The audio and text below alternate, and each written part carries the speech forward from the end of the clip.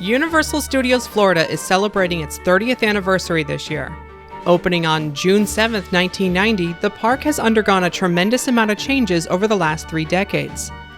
While it had a shaky start, with practically none of its rides functioning properly on opening day, it eventually offered a lineup of some of the most memorable and beloved theme park attractions of all time. Here are 100 facts about 10 defunct 90s attractions at Universal Studios Florida.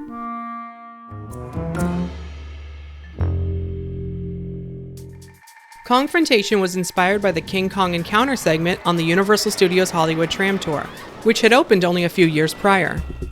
The facade for the attraction was themed as Pennsylvania Station in New York, while the ride itself takes place on the Roosevelt Island Tramway. It was built in one of the world's largest sound stages, at 71,000 square feet, equal to 2 football fields. Even though the ride features some set pieces inspired by the original film from 1933, much of it was based on the 1976 remake. 50 building facades modeled after Manhattan's Lower East Side were constructed to flesh out the city streets. While the ride's vehicles were designed to appear like trams, instead of hanging from a wire, they ran along a track on the ceiling. An accordion design allowed for the dangling type motion profile and sudden drop effect for the ride's climax. The ride featured 2 King Kong animatronic figures, scaled to be 39 feet tall. The Kong for the finale weighed 6 tons, and 7,000 pounds of that was just the fur alone. The main animatronic was capable of 46 individual animated moves, which included everything from eye blinks and mouth movements to swinging arms. A scent would be emitted towards the riders when you come face to face with Kong, which was dubbed Banana Breath.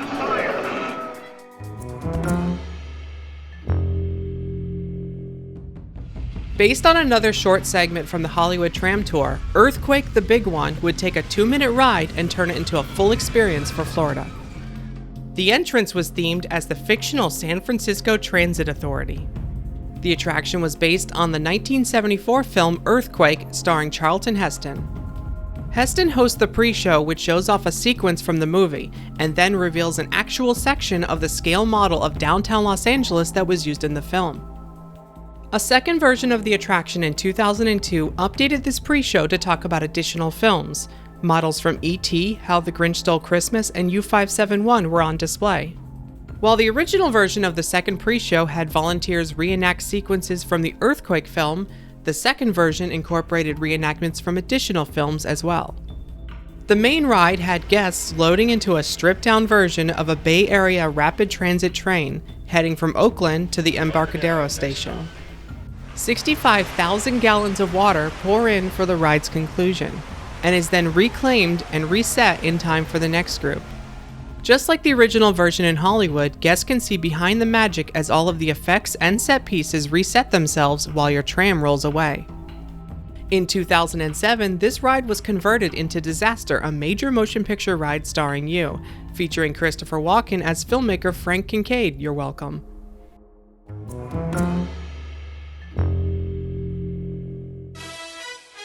The Jaws ride famously had a bad start, and according to some reports, even Spielberg himself was stranded on a boat for hours on opening day.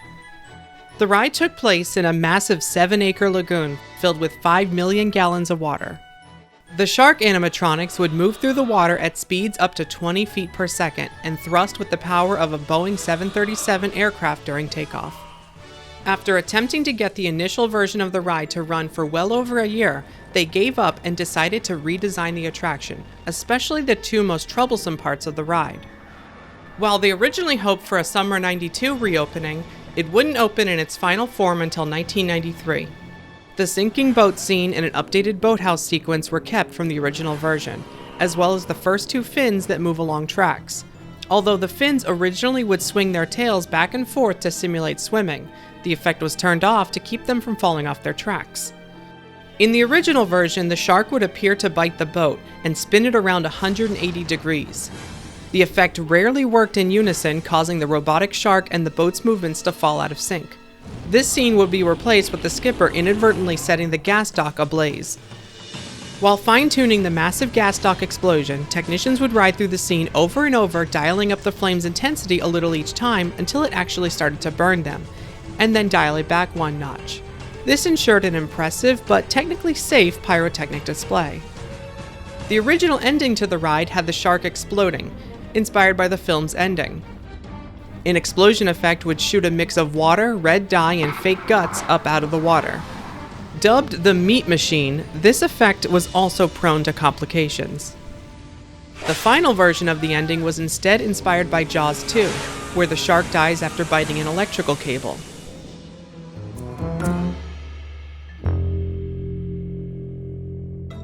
The Fantastic World of Hanna-Barbera was the first simulator ride to open at a Universal park. This was also the first ride film to predominantly utilize computer-generated imagery. The fact that computers were starting to be used in animation is even incorporated into the ride's pre-show. During the pre-show, Dastardly says he wants to be the star of Hanna-Barbera's next project, but they inform him that Elroy is next. Coincidentally, at the time of the ride's opening, the release of Jetsons the movie was only a few weeks away. The ride takes place inside of Yogi and Boo Boo's rocket ship, based on the design from Hanna-Barbera cartoon shows of the 1980s. The director Mario Camberg and producer Sherry McKenna can be seen in animated cameos in the Flintstones scene outside of a restaurant called Mario's. While Hanna-Barbera oversaw the attraction, their company did not animate it. Instead, Sullivan Bluth Studios handled the character animation, the same company behind Spielberg's An American Tail. Rhythm and Hughes created the CG Jetson sequence for the ride film. They went on to create visual effects for Babe and Life of Pi, both of which they won Oscars for. The ride's creator, Peter Alexander, once said that unlike a regular dark ride, this ride could easily be changed into a new attraction. He was ultimately right, as the ride would be transformed into Jimmy Neutron's Nicktoon Blast and then Despicable Me Minion Mayhem in the coming decades. After closing in 2002, the Fantastic World of Hanna-Barbera would go on to have a second life at Paramount theme parks. The director, Mario Camberg, and art director, Alan Bettino, were also the creative forces behind its replacement, Jimmy Neutron's Nicktoon Blast, so they had their films playing in the same theater for over 20 years.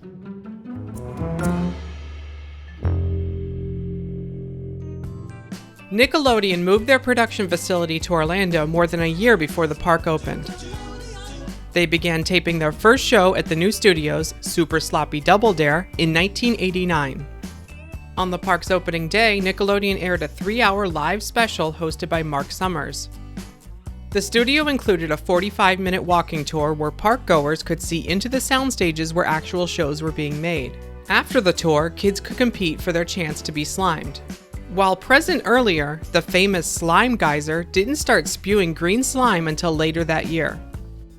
In 1992, a time capsule was buried at the studios, filled with items selected by Nickelodeon viewers, including a Game Boy, Home Alone on VHS, and more.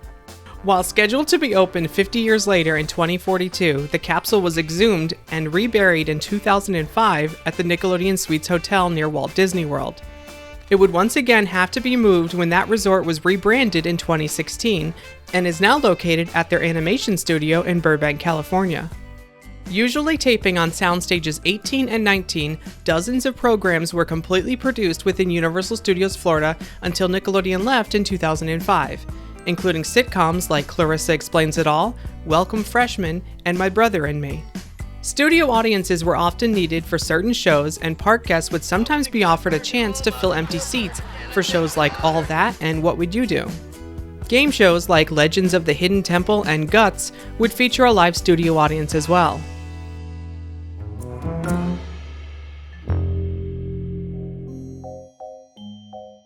The initial version of the Ghostbusters Spooktacular show featured a tour guide character explaining how the film was made and showing off a recreation of the New York rooftop set. The rooftop set was 100 feet wide, recreating the final scene from the original film, which at the time was filmed in the world's largest soundstage. All of the elements presented in this show are full scale, including the Stay Puft Marshmallow Man, whose head is 22 feet in diameter. The show featured Pepper's ghost effects with 13 physical mechanical figures that would be illuminated out of view. This caused their reflections to appear on a 3/4-inch sheet of glass. A pre-show was originally planned, but was cut before the park opened. This saved Universal $400,000. The pre-show was eventually added a few years later when the show was reworked. adding in Louis Tully and Walter Peck's characters. This version removed the tour guide and kept the story in-universe, with Peck shutting down the containment unit as the catalyst for the ghost's arrival. The show went from 11 minutes to around 20 minutes with the addition of the pre-show. However, now the Ghostbusters only appeared in the last 2 minutes. The new version's premise had us there for a seminar to start our own Ghostbusters franchise. This idea was based on a single line from the film. The franchise rights alone will make us rich beyond our wildest dreams. The show closed in 1996, but the firehouse facade remained, and you could still meet the Ghostbusters in the area in the years following. Throughout the years, the Ghostbusters also starred in various street shows featuring Beetlejuice. From 2002 to 2005, they were replaced with characters from the Extreme Ghostbusters cartoon show for one final version.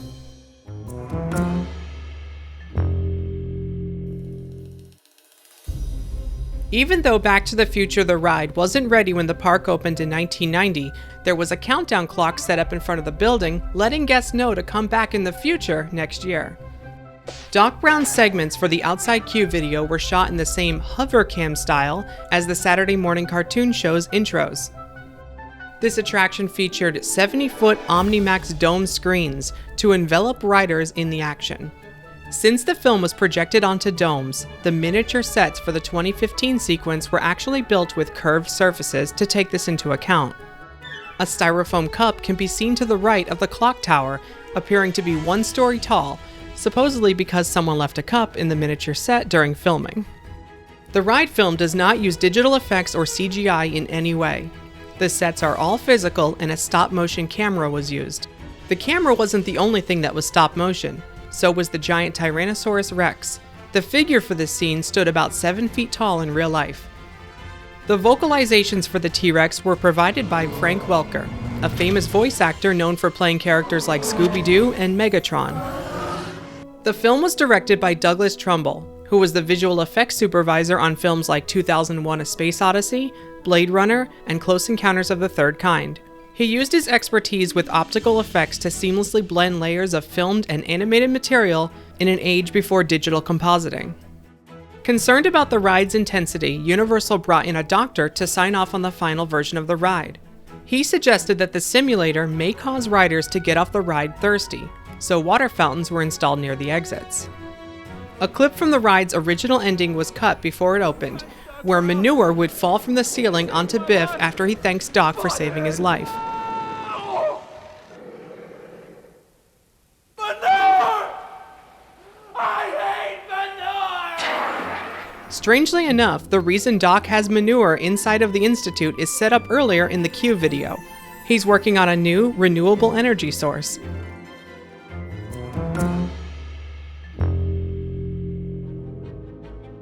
Alfred Hitchcock: The Art of Making Movies was the first 3D attraction at Universal Studios Florida. It has also been dubbed the world's first PG-13 rated attraction. When it opened with the park, Janet Leigh, Jimmy Stewart, and Tippi Hedren were on hand for the attraction's unveiling. The show was split into 3 sections. The first started with a 9-minute montage featuring clips from Hitchcock's filmography, although some were left out, like North by Northwest due to a rights issue. The premise for the second part in this theater was that the audience was going to get a chance to see a sequence from Dial M for Murder in 3D. The film was originally shot in 3D, but by the time it was to be released, the 3D fad had died, so it was released in standard 2D. Of course, instead of watching the full sequence, a flock of birds would appear to crash through the screen and into the theater. To shoot the footage for the bird sequence, real birds were filmed against what was at the time the largest blue screen in the world, located at Dino De Laurentiis Studios in North Carolina. The next segment would feature live actors and pre-recorded footage of Anthony Perkins teaching us the secrets of how they filmed the shower scene for Psycho. The final portion of the attraction was an optional post-show area. Guests could stay in this area as long as they wanted, while team members would show how several special effects were achieved in Hitchcock's films. There were also exhibits you could explore yourself, like a miniature mock-up of the apartments from Rear Window, where you would have to try and spot the murderer before he spots you.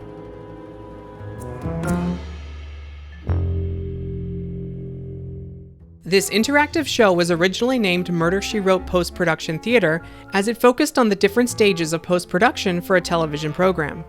The show originally clocked in at 35 minutes, making it the longest attraction on the park's opening day.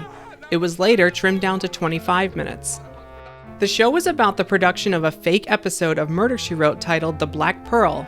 The first segment of the show would feature a video editor, showing you how cutting shots together differently can change the story.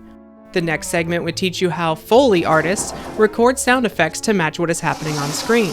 They would be able to play back video with new sound added in real time, including things like a volunteer from the audience doing their best King Kong impression. The final section of the show would teach the audience how ADR, or automatic dialogue replacement, works. At the conclusion of the show, the audience would be able to see the completed sequence with all of their added sound effects and voiceovers. The show closed in 1996, after Murder, She Wrote had concluded its 12-season run.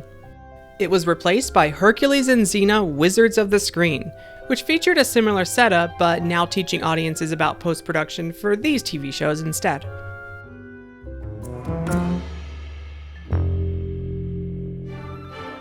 Contrary to what you may have heard on the internet, the park did open with a production tram tour, and it ran until 1995. This 15-minute tram ride would take guests backstage to see the sound stages, then loop around most of the park itself, with the guide showing off various filming locations and sharing fun facts. The park opened with a few sets from recent movies and TV shows, including the Bates Motel and House, which was used in the filming of Psycho 4 before the park opened. This set remained until 1995, when it was demolished to make way for A Day in the Park with Barney.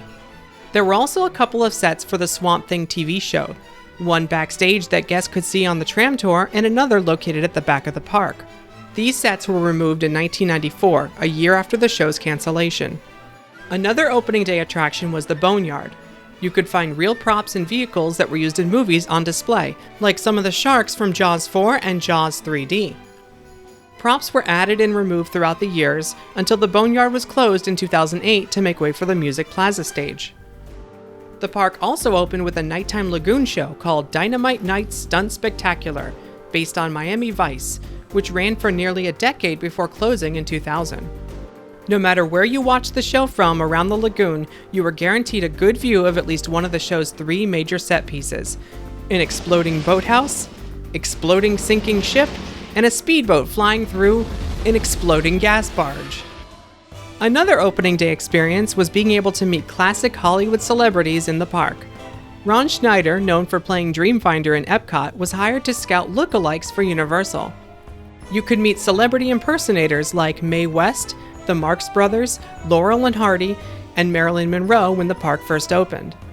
And those weren't the only characters around. Guests could also get their photo taken with Frankenstein's monster, Harry from Harry and the Hendersons, Woody Woodpecker, and various characters from Hanna-Barbera. When Universal Studios Florida opened on June 7, 1990, there were only 4 attractions that worked as planned: Murder, She Wrote, The Hitchcock Show, Ghostbusters, and E.T. Adventure. The park has come a long way and undergone some incredible transformations since those early days. And to think, E.T. is still sending guests soaring to the green planet all these years later. That's all for now, but if you'd like to see more incredible video from these attractions from the 90s, check out Rob Fuzz's channel. And if you'd like to learn more facts about rides and attractions, check out our Theme Park Facts playlist. If you like what we do, consider joining our Patreon for exclusive content and early releases. Thanks for watching. Stay safe out there.